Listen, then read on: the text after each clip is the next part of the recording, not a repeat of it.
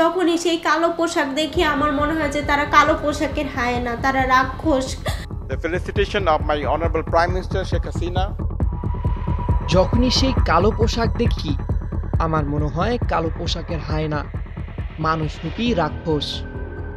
এই কথাগুলো কোনো সিনেমার সংলাপ নয়, এ এক কন্যার আরতি যার বাবাকে তুলে নিয়ে গিয়েছিল র্যাব।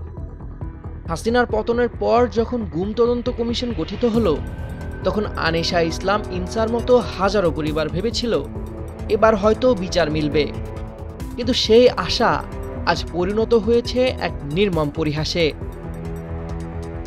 যে 10 জন সেনা কর্মকর্তার বিরুদ্ধে ছিল গুম, খুন আর অকথ্য নির্যাতনের অভিযোগ, যাদের পাসপোর্ট বাতিল করা হয়েছিল, দেশ ত্যাগে জারি করা হয়েছিল নিষেধাজ্ঞা, এমনকি ছিল গ্রেফতারি পরোয়ানাও, তারাই আজ লাপাত্তা। লেফটেন্যান্ট জেনারেল থেকে শুরু করে ওয়ারেন্ট অফিসার, রাষ্ট্রের সবচেয়ে সুরক্ষিত বাহিনীর এই সদস্যরা কিভাবে সব নিরাপত্তা বেষ্টনী ভেদ করে পালিয়ে গেল, সেই প্রশ্নের উত্তর নেই কারো কাছে।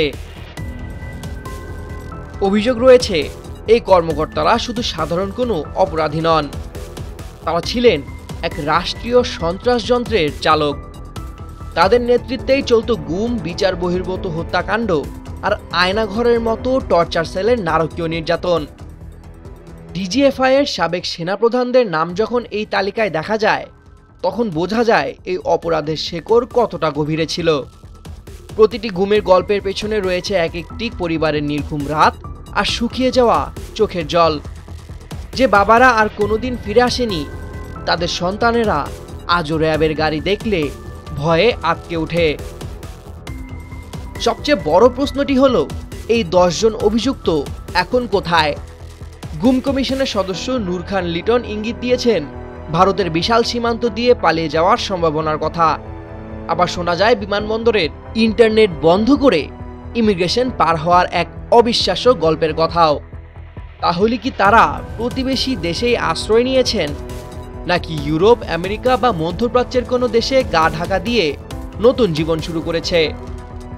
ভুক্তভোগী পরিবারগুলো আজ হতাশ, তারা বিচার চায়, কিন্তু যার বিরুদ্ধে অভিযোগ তারাই আজ মুক্ত বাতাসে ঘুরে বেড়াচ্ছে।